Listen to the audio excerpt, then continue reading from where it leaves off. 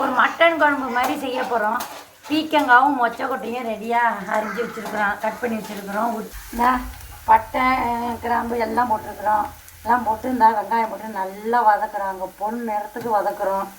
இஞ்சி பூண்டை நல்லா தட்டி வச்சுருக்குறோம், வாசத்துக்காக போடுறோம்.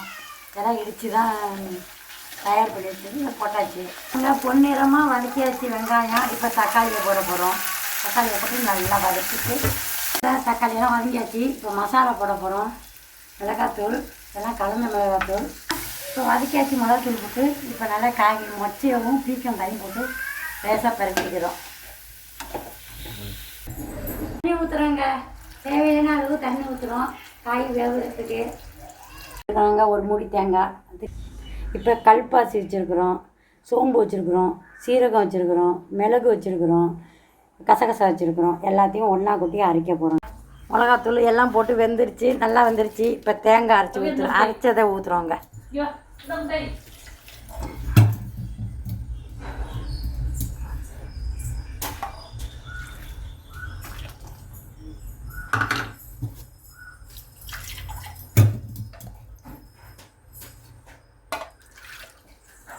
ஊற்றியாச்சு பாருங்க, தேங்காய் அரைச்சி ஊற்றியாச்சது.